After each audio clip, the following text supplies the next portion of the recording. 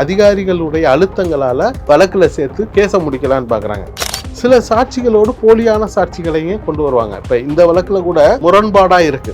இந்த வீட்டுக்கு கீழே இருக்காங்க அந்த அம்மா, இந்த குழந்தைக்கு மாத்திரை கொடுக்கணும்னு பேசிக்கிட்டாங்க.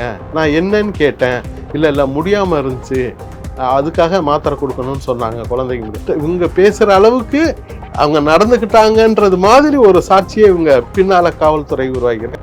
நான் பண்ணலை அப்படின்னா, நீங்கள் பண்ணலைன்னா அப்போ யார் பண்ணியிருக்க முடியும்? கோயம்பேடில் வண்டியை நிப்பாட்டிட்டு அங்கேருந்து கிளம்பி நேராக நாகர்கோவில் போனது 2 பேர் தான் சதி செய்து இந்த கொலையை செஞ்சுருக்காங்க. குற்ற உணர்வோடு கூட நீதிமன்றத்துக்கு வரலைன்றது தான் உண்மை. தன்னுடைய குழந்தைகளை பொண்ணு இருக்கோன்ற அந்த ஃபீலிங் இல்லை, தனக்கு தண்டனை கொடுத்துட்டாங்கன்னு வருந்துறாங்களே வெளிய, தான் எதற்காக தண்டனை கொடுத்தாங்க, அந்த குற்றத்தை நாம் செஞ்சிருக்க கூடாது, அந்த ஃபீலிங், அந்த குற்ற உணர்வு அவங்கள்ட்ட இல்லவே இல்லை. இந்த வழக்கை பொறுத்தளவில் எதுவுமே நேரடி சாட்சி இல்லை, சூழ்நிலை சாட்சியின் அடிப்படையில் தீர்ப்பு கொடுத்துருக்காங்க. தூக்கு தண்டனை கொடுக்க வேண்டிய வழக்கு தான் இருந்தாலும் நான் ஆயுள் தண்டனை கொடுக்குறேன், அதே நேரத்தில் சாகும் வரை அவர்கள் இருக்க வேண்டும் அப்படின்னு சொல்லியிருக்காங்க. சாகும் வரை சிறையில் இருக்க வேண்டும் அப்படின்னு சொல்வதற்கு அமர்வு நீதிமன்றத்திற்கு, அதாவது இது போன்ற விசாரணை நீதிமன்றத்திற்கு அதிகாரம் இல்லை அப்படின்றத சுப்ரீம் கோர்ட்டோட கான்ஸ்டியூஷன் பெஞ்சு 2016 சொல்லிட்டாங்க. தண்டனை கொடுத்து அதற்கு ஃபைனும் போடுறாரு, அந்த ஃபைன் கட்டலைன்னா அதுக்கு ஒரு தண்டனை கொடுக்குறாரு. இது இயல்பாகவே எல்லா குற்ற வழக்குகளிலும் இருக்கக்கூடிய நடைமுறை தான். ராமநாதபுரத்தில் ஒரு 6 கொலை நடக்குது. அந்த கொலை வழக்கு உச்சநீதிமன்றத்திற்கு போகும்போது அந்த 6 கொலை வழக்குலையும் 6 லைஃப் கொடுத்து ஒவ்வொரு லைஃபையும் தனித்தனியாக கழிக்கணும். பாண்டியம்மாவை கொன்னதா ஒரு வழக்கு தொடரப்பட்டு அது விசாரணை நீதிமன்றத்தில் நடந்துக்கிட்டு இருக்கும்போது அந்த பாண்டியம்மாளே நீதிமன்றத்தில் ஆஜராகி என்னை யாரும் கொல்லலை அப்படின்னு சொன்ன வழக்கு இருக்குது. தூக்கு தண்டனை கொடுப்பதற்கு சட்டத்தில் இடம் இல்லைன்னு சொல்லலை, இடம் இருக்குது. ஏன்னா எல்லா மர்டர் கேஸ்லையுமே ரேரஸ்ட் ஆஃப் ரேர் கேஸில் தண்டனை கொடுக்கலாம். Meenakshi Faculty of Yoga Science and Therapy, BSc and MSc Yoga. Apply now. தமிழகம் எங்கும் கிளைகள் கொண்ட அண்ணமால் institute of hotel management and hospital management படிப்பில் சேர்வதற்கான அட்மிஷன் நடைபெறுகிறது. வணக்கம் சார். இப்போ 2018 தமிழ்நாட்டை உலுக்குன ஒரு சம்பவம் அப்படின்னா பிரியாணி அபிராமி அவங்களுடைய 2 குழந்தைகளுமே தூக்கு மாத்திரை கொடுத்து குழந்தைங்களை கொலை செஞ்சுருக்காங்க. ஸோ இதுக்கு 24ஆம் தேதி கோர்ட்டில் தீர்ப்புமே கொடுத்துருக்காங்க. ஸோ இந்த தீர்ப்பை பற்றி நீங்கள் என்ன சார் நினைக்கிறீங்க? அதாவது ஒரு தீர்ப்பை பொறுத்தளவில் நம்ம வெளியில் கருத்து சொல்ல முடியாது, விமர்சனங்கள் சொல்ல முடியாது. அதே நேரங்களில் இந்த தீர்ப்பு எதன் அடிப்படையில் சொல்லப்படுகிறது அப்படின்றத நம்ம பார்த்தோமானால், ஒரு குற்ற வழக்கில் நேரடி சாட்சி இருந்தால் நேரடி சாட்சியின் அடிப்படையில் தண்டனை வழங்குவார்கள்.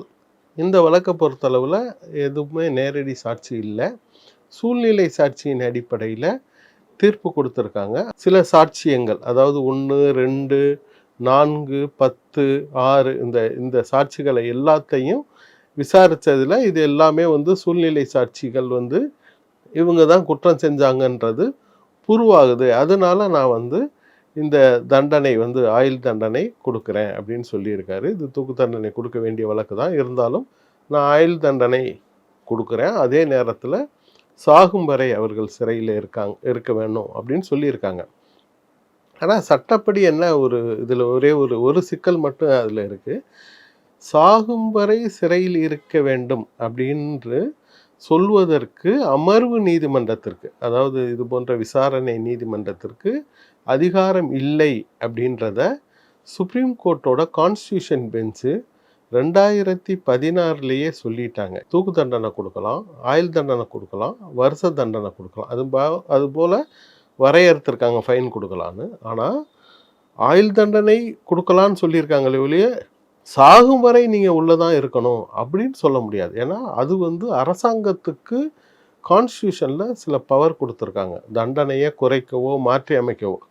அதை கட்டுப்படுத்தக்கூடிய அதிகாரம் விசாரணை நீதிமன்றத்துக்கு இல்லை அப்படின்னு கான்ஸ்டியூஷன் பெஞ்சு சொல்லியிருக்கு. ஆகவே இந்த தீர்ப்பில் அந்த போர்ஷன் மட்டும் அது அரசியலமைப்பு தீர்ப்புக்கு எதிரானதாக இருக்குது. சர்க்கம்ஸ்டன்சியல் எவிடன்ஸை பேஸ் பண்ணி நீதிபதி இந்த தீர்ப்பை வழங்கி இருக்காரு. அவர் அந்த சாட்சிகளை சில சாட்சிகளை நம்பி இந்த சாட்சிகள் உண்மையை சொல்கிறாங்க.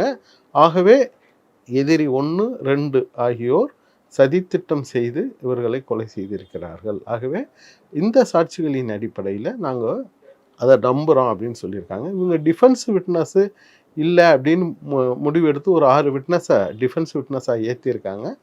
பொதுவாக அதையெல்லாம் நீதிபதி நம்பாமல் அரசு முன்னிலைப்படுத்திய சாட்சிகளின் அடிப்படையில் இந்த தீர்ப்பு வழங்கப்பட்டுள்ளது.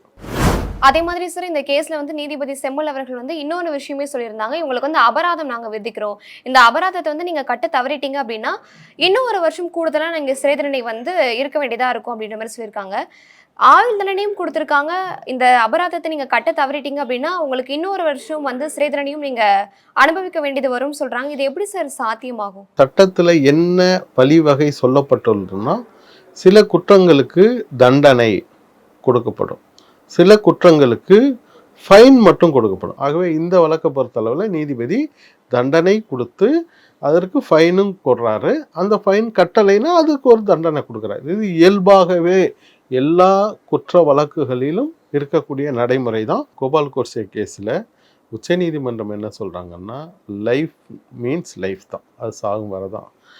ஆனால் சாகும் வரையா அப்படின்னா இல்லை, அரசாங்கத்துக்கு சில அதிகாரம் இருக்குது. குற்றவியல் நடைமுறை சட்டத்தின்படியும் இப்போ இருக்க பிஎன்எஸ்எஸ் ஆக்டின்படியும் அதே போல் இந்திய அரசியலமைப்பு சட்டத்தின்படியும் ஒரு தண்டனையை குறைக்கவோ மாற்றி அமைக்கவோ ரத்து செய்யவோ அதிகாரம் கொடுக்கப்பட்டது. அது கவர்னருடைய அதிகாரமானா இல்லை, அது கேபினட்டினுடைய அதிகாரம். கேபினட் அதாவது ஸ்டேட்டோட கேபினட்டோட அதிகாரம். அதே மாதிரி பிரசிடென்ட்டோட அதிகாரமானா அது கிடையாது, மத்திய அரசினுடைய கேபினட்டுக்கு கொடுக்கப்பட்ட அதிகாரம். இது மாரூராம் கேஸில் 1980 இதே போல் ஒரு கான்ஸ்டியூஷன் பெஞ்சு கிருஷ்ணய்யர் தலைமையிலான அமர்வு இதுக்கெல்லாம் முடிவு கட்டிட்டாங்க. இது அதனால தான் இப்போ அண்மையில் கூட ராஜீவ்காந்தி வழக்கில் கவர்னர் பெண்டிங் வச்சுருந்தார் இல்லையா ரொம்ப நாளாக, அதுக்கு அவர் டிசைட் பண்ண முடியாது, யாரையுமே ரிலீஸ் பண்ணவோ ரிலீஸ் பண்ணாமல் இருக்கவோ அவருக்கு அதிகாரம் கிடையாது. கேபினட் என்ன சொல்லுதோ அதை அவர் கேட்கணும். அதே மாதிரி மத்திய அரசு முடிவெடுத்து ஒருத்தரை விடுதலை செய்யணும்னு சொன்னால் பிரசிடெண்ட் அதில் சைன் போட்டே ஆகணும். அதே மாதிரி ஸ்டேட்டில் கேபினட் ஒரு முடிவெடுத்து சைன் பண்ணி கவர்னருக்கு அனுப்புனா கவர்னர் சைன் பண்ணி தான் ஆகணும். அந்த பவரை, அந்த அதிகாரத்தை, அரசியலமைப்பு சட்டத்தின் அந்த அதிகாரத்தை இந்த விசாரணை நீதிமன்றம் பறிக்க முடியாது. அதுதான் இதில் உள்ளது. ஸ்ரீஹரன் வெர்சஸ் யூனியன் ஆஃப் வழக்கில் கான்ஸ்டியூஷன் பெஞ்சு ஆல்ரெடி டிசைட் பண்ணிட்டாங்க, ட்ரையல் கோர்ட்டுக்கு இந்த பவர் கிடையாது. சட்டப்படி ஐபிசியில் என்ன சொல்லப்பட்டிருக்கோ அந்த தண்டனையை மட்டும்தான் அவங்க கொடுக்கணும். ஆகவே அதை மீறி கொடுக்க முடியாது. அதே நேரத்தில் ஹைகோர்ட்டோ சுப்ரீம் கோர்ட்டோ அந்த தண்டனையை இது போல், அதாவது சாகும் வர உள்ளே இருக்கணும் அப்படின்னு கொடுக்கறதுக்கு அவங்களுக்கு அதிகாரம் இருக்குது. முத்துராமலிங்கம் அண்ட் அதர்ஸ்னு ராமநாதபுரத்தில் ஒரு 6 கொலை நடக்குது. அந்த கொலை வழக்கு உச்சநீதிமன்றத்திற்கு போகும்போது அந்த 6 கொலை வழக்குலையும் 6 லைஃப் கொடுத்து ஒவ்வொரு லைஃபையும் தனித்தனியாக கழிக்கணும் அப்படின்னு சொல்லும்போது, இல்லை ஒரு மனிதனுக்கு லைஃப்ன்றது ஒன்று தான். ஆகவே லைஃப்பை இப்போ ஒரு தண்டனையை கான்சிக்யூட்டிவ் பண்ணுவாங்க.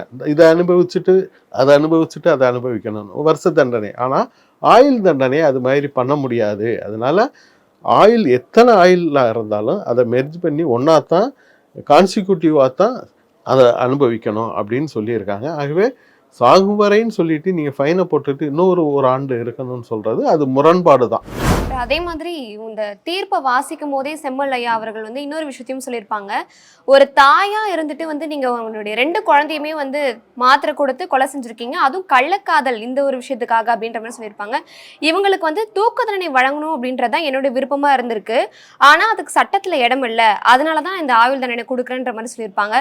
இதை பத்தி நீங்க என்ன சார் நினைக்கிறீங்க? இல்லை, பொதுவாகவே தூக்கு தண்டனை கொடுப்பதற்கு சட்டத்தில் இடம் இல்லைன்னு சொல்லலை, இடம் இருக்குது. ஏன்னா எல்லா மர்டர் கேஸ்லையுமே ரேரஸ்ட் ஆஃப் ரேர் கேஸில் தண்டனை கொடுக்கலாம், தூக்கு தண்டனை கொடுக்கலாம். அது அரிதினும் அரிதான வழக்காக இருந்தால் தண்டனை கொடுக்கலாம். ஆனால் நீதிபதி அவர்கள் இப்போ கிருஷ்ணய்யர் இன்னைக்கு இருக்கிற நீதிபதிகள்லேயே ஒரு மிக முக்கியமான முன்னோடி நீதிபதி, உச்ச நீதிமன்ற நீதிபதியாக இருந்து அண்மையில் இறந்தார். அவர் இந்த மரண தண்டனையை அவர் ஏற்றுக்கலை.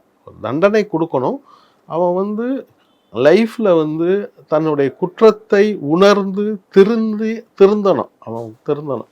தூக்கில் போடுறதுனாலேயே அதனால என்ன ஆகும்னா அவனை சார்ந்து இருக்கக்கூடிய குடும்பங்கள் எல்லாமே கஷ்டப்படும். சில நேரங்களில் தவறான நபர்களை வந்து தூக்கு தண்டனைக்கு அனுப்பியிருக்காங்க. அதெல்லாம் பல எடுத்துக்காட்டு இருக்குது. குற்றம் செய்யாத நபர்கள் அல்லது வந்து வேறு வகையில் வந்து அவர்கள் வந்து தூக்கு தண்டனை அனுப்பப்பட்டு பின்னால் வந்து இல்லை அவர்கள் குற்றம் செய்யலை அப்படின்றதையும் முடிவாயிருக்கு. நீங்கள் பல எடுத்துக்காட்டு சொல்லலாம். பாண்டியம்மாள் வழக்கு உங்களுக்கு தெரியும்னு நினைக்கிறேன். பாண்டியம்மாளை வந்து கொன்னதா ஒரு வழக்கு தொடரப்பட்டு அது விசாரணை நீதிமன்றத்தில் நடந்துக்கிட்டு இருக்கும்போது அந்த பாண்டியம்மாளே நீதிமன்றத்தில் ஆஜராகி என்னை யாரும் கொல்லலை அப்படின்னு சொன்ன வழக்கு இருக்குது. அதுபோல் பல நேரங்களில் விசாரணை அதிகாரிகள் பல்வேறு தவறுகளை செஞ்சுருக்காங்க. அதிகாரிகளுடைய அழுத்தங்களால் அப்பாவிகளை இல்லை பழைய குற்றவாளிகளை என்ன செய்கிறாங்க, வழக்கில் சேர்த்து கேஸை முடிக்கலான்னு பார்க்குறாங்க. ஒரு வழக்கை நிரூபிப்பதற்காக போலியான நபர்களை கொண்டு வருவாங்க. சில வழக்குகளை வந்து நிரூபிப்பதற்காக சில சாட்சிகளோடு போலியான சாட்சிகளையும் கொண்டு வருவாங்க. இப்போ இந்த வழக்கில் கூட நான் படித்து பார்த்ததில் சில சாட்சிகள் வந்து ஒரு முரண்பாடாக இருக்குது. சில சாட்சிகளை நம்ப முடியுமா அப்படின்னு இருக்கு. அது PW2 2வது சாட்சி. அந்த வீட்டுக்கு கீழே இருக்காங்க அந்த அம்மா இவங்க 2 பேரும் இந்த 2 அக்யூஸ்டு போகும்போது பேசிக்கிட்டாங்க. இந்த குழந்தைக்கு மாத்திரை கொடுக்கணும்னு பேசிக்கிட்டாங்க. நான் என்னன்னு கேட்டேன், இல்லை முடியாமல் இருந்துச்சு, அதுக்காக மாத்திரை கொடுக்கணும்னு சொன்னாங்க குழந்தைக்கு முடியும். அப்போ இவங்க பேசுகிற அளவுக்கு அவங்க நடந்துக்கிட்டாங்கன்றது மாதிரி ஒரு சாட்சியை இவங்க பின்னால் காவல்துறை உருவாக்கியிருக்கு. அதே மாதிரி நீங்கள் மருந்து கடைகளில் மருந்து வாங்கினதா ஒரு சாட்சியை PW4 கொண்டு வராங்க. அவங்க அரெஸ்ட் ஆகி அவங்க கொண்டாந்து இந்த மருந்து கடையில் தான் நாங்கள் மருந்து வாங்கினோம் அப்படின்னு சொன்னதா சொல்கிறாங்க. அந்த மருந்து கடை உரிமையாளர் வந்து அந்த மருந்து கொடுத்ததுக்கு ஒரு கார்பன் காப்பி பில் கொடுத்ததா சொல்கிறாரு. அந்த பில்லை வச்சு தான் ஒரு சாட்சியாக வருவாங்க. இந்த வீடியோ சாட்சி இருக்கு இல்லையா, ஒரு குழந்தை தன்னுடைய குழந்தைய விட்டுட்டு யாராவது ஓடுவாங்களா அப்படின்றத பொறுத்தளவில் அவங்க தான் நிரூபிக்கணும். ஏன்னா இது வந்து அவங்க டிஃபென்ஸ் எடுக்கிறாங்க. நான் பண்ணலை அப்படின்னா, நீங்கள் பண்ணலைன்னா அப்போ யார் பண்ணியிருக்க முடியும்? நீங்கள் ஏன் வந்து நாகர்கோயிலுக்கு ஓடணும்? குழந்தைய விட்டுட்டு எப்படி ஓடணும்? அப்போ அந்த சூழ்நிலைகள் எல்லாமே அவர்கள் வந்து பதில் சொல்ல முடியாத ஒரு சூழ்நிலைக்கு. ஏன்னா 106 எவிடன்ஸ் ஆக்டை பொறுத்தளவில் பர்டன் ஆஃப் ப்ரூஃப் வந்து நீங்கள் இல்லை நான் செய்யலை அப்படின்னா உங்களுக்கு ஷிஃப்ட் ஆகும். ப்ராசிக்யூஷன் வந்து ப்ரூஃப் பண்ணிருச்சு, இல்லை நீங்கள் வந்து டிஃபென்ஸாக வந்து நீங்கள் வந்து அதை டிஸ்ப்ரூவ் பண்ணணும்னா இவங்க அது மாதிரி பண்ணலை. அதனால நீதிபதி என்ன சொல்கிறாருன்னா, இல்லை அவங்களுடைய டிஃபென்ஸ் தவறு, அதை நம்ப முடியறதா இல்லை, ஆகவே இவர்கள் 2 பேரும் தான் சதி செய்து இந்த கொலையை செஞ்சுருக்காங்க, அதனால நான் இவர்களுக்கு இந்த தண்டனை கொடுக்குறேன்னு சொல்லியிருக்காரு.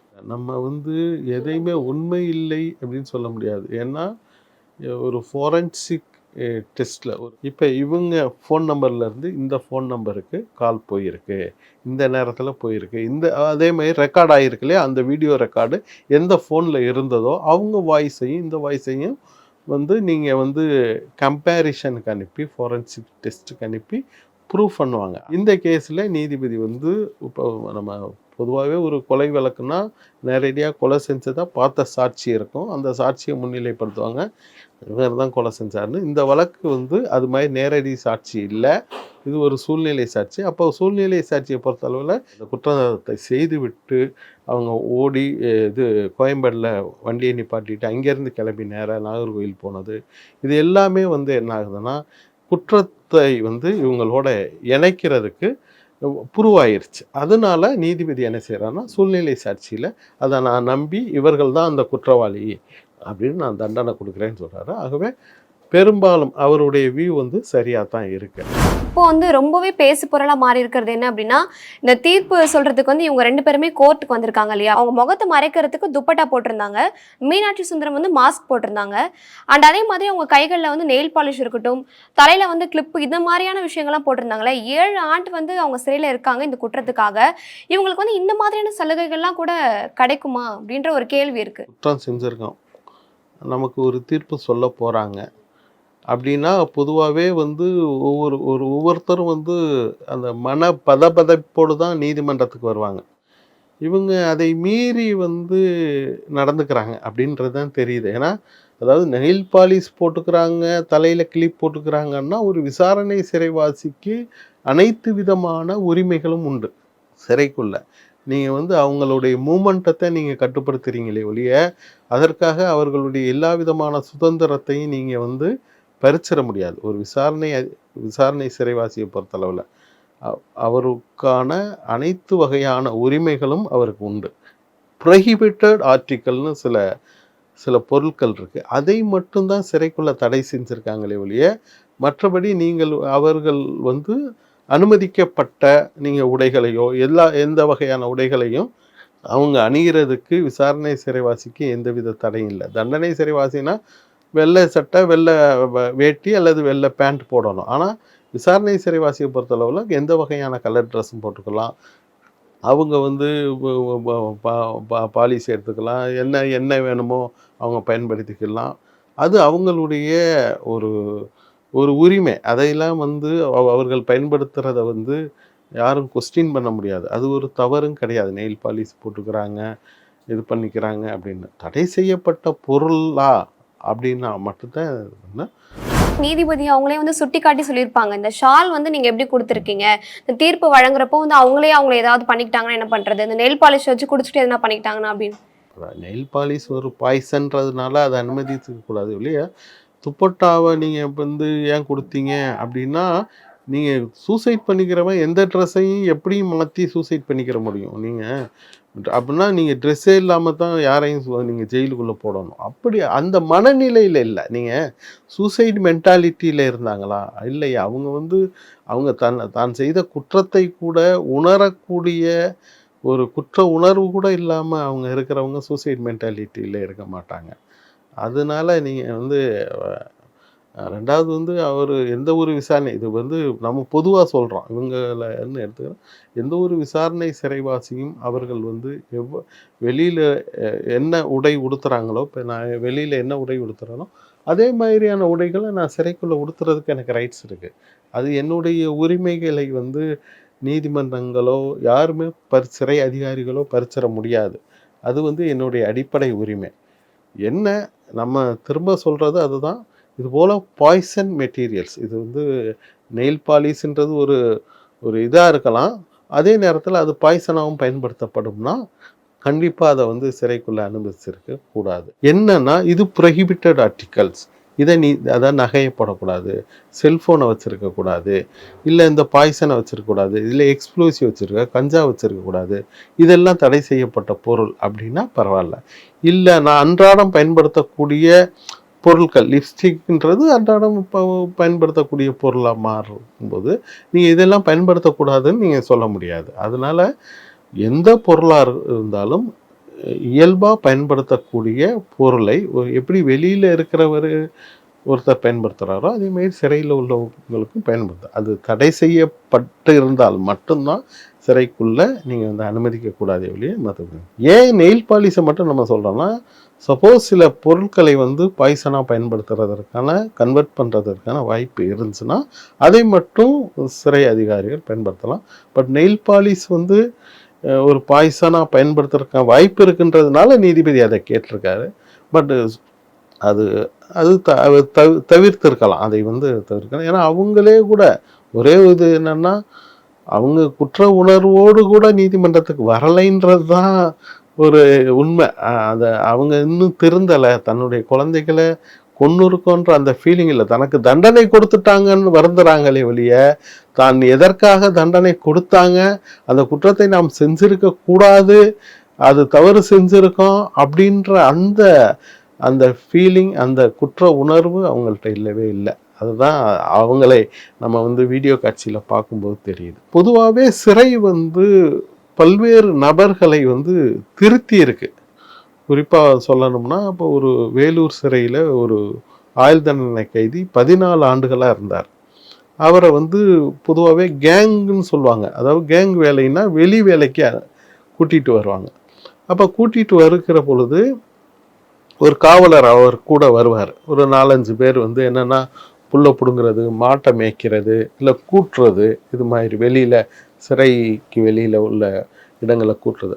அப்போ வரும்போது ஒரு நாள் அப்படி வேலை செஞ்சுக்கிட்டு இருக்கும்போது ஒரு பூரான் அவங்களுக்கு தெரியும், அந்த பூரான்ற பூச்சி போய்கிட்டு இருக்கு. உடனே அந்த காவலர் வந்து அந்த சிறைவாசிகிட்ட சொல்றாரு, அதை உடனே காலில் மிதிச்சு கொன்று அப்படின்னு சொல்றாரு. ஆனா அந்த சிறைவாசி சொல்றாரு, இல்ல நான் கொல்ல மாட்டேன், நான் ஒரு கொலை செஞ்சதுக்கு தான் இத்தனை வருஷமா நான் தண்டனை அனுபவிக்கிறேன், இந்த பூரானை கொன்னு அந்த பாவத்தை நான் வந்து அனுபவிக்க தயார் இல்லை. ஒரு பூச்சி தான், அதை கொல்லணும்னு நினைச்சா கொன்னுட்டு போயிருக்கலாம், ஆனா அதை கூட கொல்லக்கூடாதுன்ற ஒரு கல்வியை ஒரு பனிஷ்மெண்ட் அவருக்கு கொடுத்து ஒரு கல்வியை கற்றுக் கொடுத்துருக்கு. ஆனா இவங்க 7 ஆண்டுகளாக சிறையில் இருந்து கூட இன்னைக்கும் வந்து அந்த பனிஷ்மெண்ட் தான் ஏன் 7 ஆண்டுகளா உள்ள இருக்கோம், அதாவது தண்டனை கூட கொடுக்கல, ஏன் 7 ஆண்டுகளா உள்ள இருக்கோன்ற அந்த ஃபீலிங்கை கூட அவர்கள் வந்து தன்னுடைய குற்றத்தை உணரவில்லை அப்படின்றது தான் எனக்கு தெளிவாக காட்டுது. Meenakshi Faculty of Yoga Science and Therapy, BSc and MSc Yoga. Apply now. தமிழகம் எங்கும் கிளைகள் கொண்ட அண்ணமால் institute of hotel management and hospital management படிப்பில் சேர்வதற்கான அட்மிஷன் நடைபெறுகிறது.